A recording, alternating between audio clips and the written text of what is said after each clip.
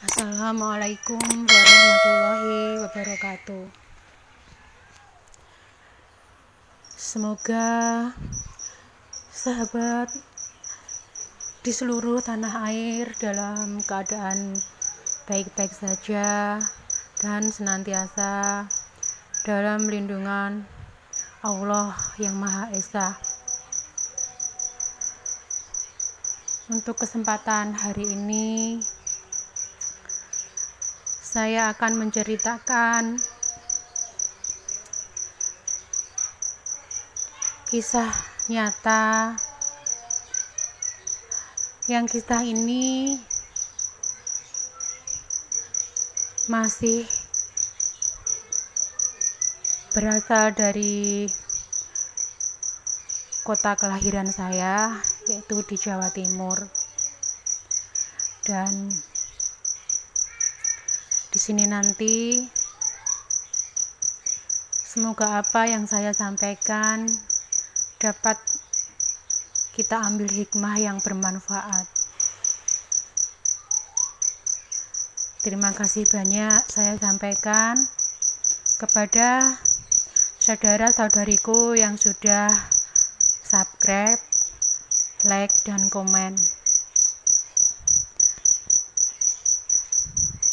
Baik, langsung saya ceritakan.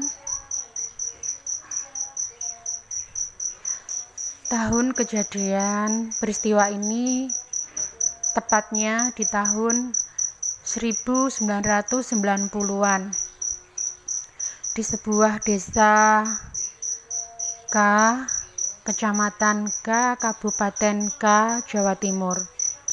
Terdapat sepasang suami istri yang bernama Sutejo dan Marsinah. Mereka memiliki dua orang putri yang bernama Nurbaiti dan Lutfi.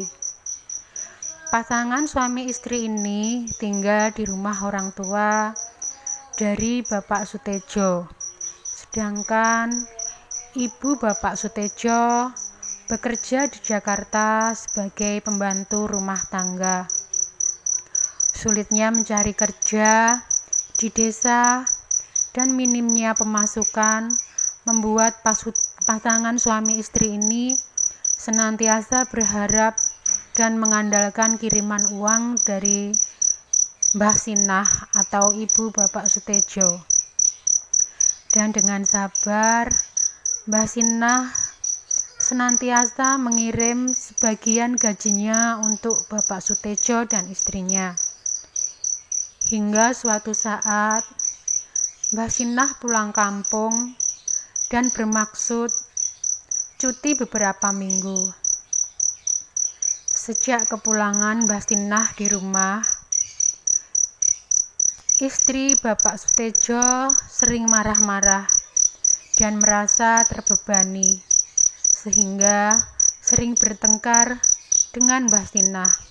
Sementara pertengkaran itu diketahui cucu Mbah Sinah, yaitu Nurbaiti dan Lutfi, juga anak Mbah Sinah, yaitu Bapak Sutejo. Dan menjadi dilema bagi Bapak Sutejo. Di satu sisi beliau kasihan dengan istrinya, dan di satu sisi beliau ingin membela ibunya atau Mbah Sinah. Dan setelah pertengkaran itu, Mbah Sinah segera berbenah dan pamit pada Bapak Sutejo untuk kembali bekerja di Jakarta. Layaknya pepatah, kasih ibu sepanjang masa. Meskipun hatinya tersakiti atas perlakuan menantunya, namun Mbah Sinah tetap rutin mengirimkan sebagian gaji beliau pada anak dan menantunya. Hingga 5 tahun kemudian, Mbah Sinah merasa sudah capek dan tidak mampu bekerja sebagai pembantu rumah tangga lagi.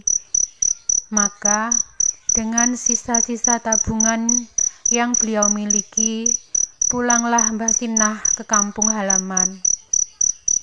Dan seperti peristiwa yang sudah-sudah, sang menantu selalu membuat masalah dan membenci Mbah Sinah karena tak lagi bisa mengirimi uang seperti biasanya.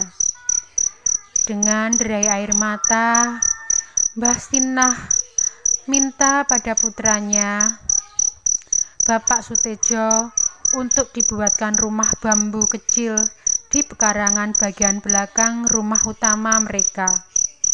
Dengan bantuan warga desa, Pak Soetedjo pun berhasil mendirikan pondok bambu di bagian belakang rumah utama Mbah Sinah. Sementara rumah utama Mbah Sinah ditempati Bapak Soetedjo dan istrinya.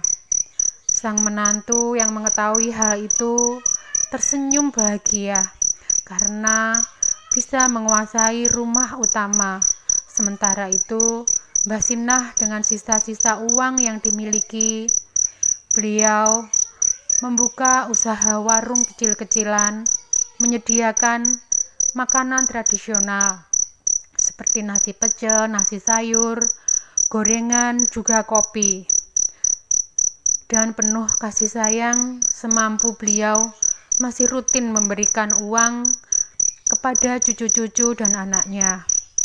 Alhamdulillah, warung Mbah Sinah ramai pembeli.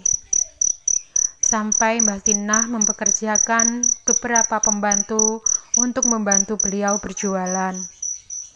Sang menantu yang melihat semua itu semakin panas dan membenci Mbah Sinah.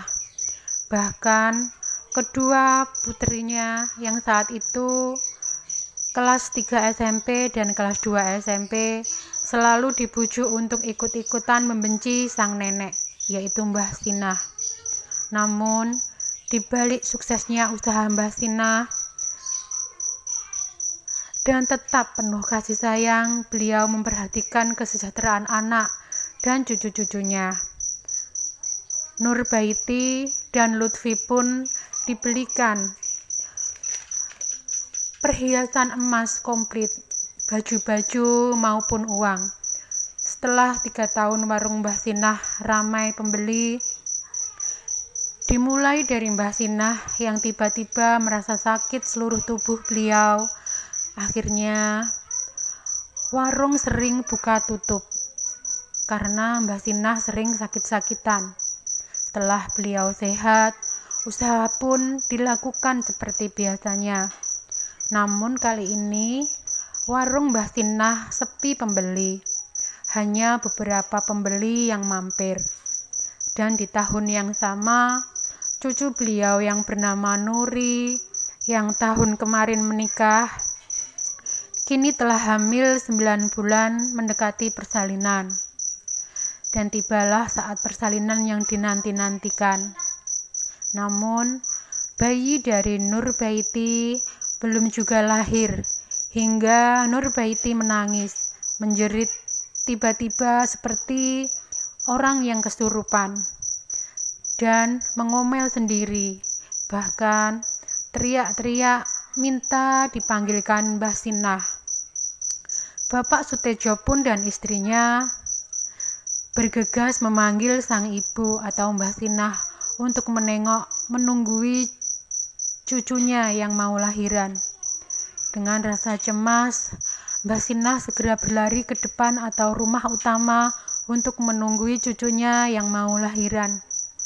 Dan dari situlah akhirnya terkuaklah perbuatan sang cucu yang sudah tega menutup jalan rezeki sang nenek, di mana saat itu sambil menangis menahan sakit, Nurbaiti mengakui bahwa dia telah menebar atau menabur pasir atau tanah pekuburan di depan warung neneknya sendiri.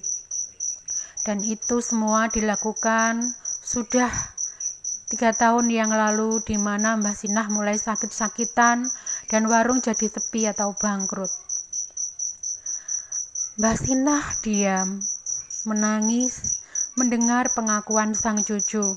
Nurbaiti pun masih sambil menangis dan menahan rasa sakit, dia memohon maaf dan mengatakan bahwa dia sering didatangi sosok pocong dari tanah pekuburan yang dia ambil, di mana tanah pekuburan itu ada di pemakaman umum yang bersebelahan dengan sungai yang sangat angker yang bernama Sungai Kaliuni, yaitu sungai angker bersebelahan dengan makam yang sering terjadi kecelakaan. Mbah Sinah segera bangkit dari duduk dan menuju ke kamar mandi dan kembali duduk di dekat ranjang Nuri atau Nurbaiti yang sedang kesakitan menahan menjelang rasa kelahiran bayinya. Mbah Sinah pun segera berkata kepada Bapak Sutejo dan Ibu Marsinah menantunya, "Le, tak sepuro apa sing wis dilakoni karo putuku Nurbaiti. Saiki jupukno baskom isinan banyu mateng yo Le."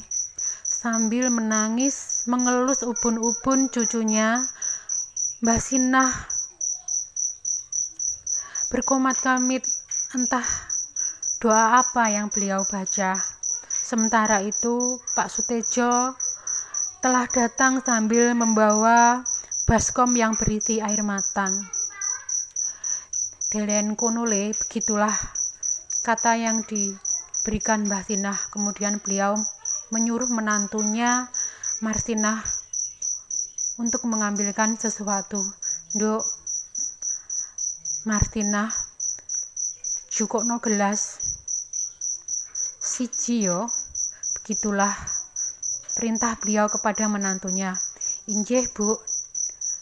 Menika gelasipun." Demikianlah jawaban Ibu Marsinah. Dan gelas segera diberikan kepada Mbah Sinah. Sejenak setelah menerima baskom berisi air itu, Mbah Sinah pun terlihat berdoa dan kemudian mencelupkan kedua telapak kaki beliau ke dalam baskom yang berisi air. Dan kemudian mengambil gelas, dituangkanlah air bekas celupan kaki beliau dan diberikan kepada Nuri untuk diminum. Dan anehnya, 3 menit berselang setelah Nuri atau Nurbaiti minum air rendaman kaki neneknya tadi, alhamdulillah bayinya lahir dengan selamat. Menantu dan cucu dari Mbah Sinah pun mengucapkan terima kasih karena telah sudi memaafkan dan mendoakan Nurbaiti saat lahiran. Sebulan setelah kelahiran bayinya, Nurbaiti, alhamdulillah, warung Mbah Sinah kembali normal setelah sebelumnya diruqyah oleh Bapak Ustadz. Hingga di tahun 2012 bulan Desember, akhirnya Mbah Sinah meninggal dunia. Inna lillahi wa inna ilaihi rajiun.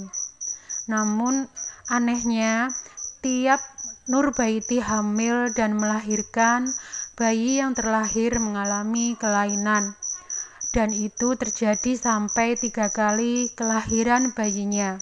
Saat ini Nurbaiti pun telah berusia 45 tahun dengan dikaruniai 3 orang anak. Yang pertama normal, itu yang minum air rendaman kaki dari neneknya, yaitu Mbah Sinah. Yang kedua dan ketiga abnormal atau mempunyai kelainan. Anak yang kedua, intinya kelainannya seperti hiperaktif, nggak bisa ngomong, intinya pokoknya nggak normal banget. Dan untuk anak yang ketiga, mengalami nggak bisa ngomong dan lumpuh total. Semoga dari kisah yang saya ceritakan ini bisa kita ambil nilai positifnya Janganlah kita terbawa masalah orang lain yang kita tidak tahu kebenarannya. Siapapun itu, bersikaplah netral supaya bisa mengambil kesimpulan yang benar. Janganlah melakukan perbuatan pintas yang bisa mencelakai orang, namun akibatnya keturunan kita yang tak berdosa yang ikut menanggung akibat perbuatan keliru kita. Kiranya sampai di sini kisah nyata yang saya ceritakan semoga bermanfaat dan diambil hikmahnya. Mohon maaf bila ada salah kata dalam penyampaian, dan apabila ada nama-nama, tempat kejadian ataupun kejadian yang mirip dengan kisah nyata yang saya ceritakan, itu hanyalah kebetulan belaka. Wassalamualaikum warahmatullahi wabarakatuh.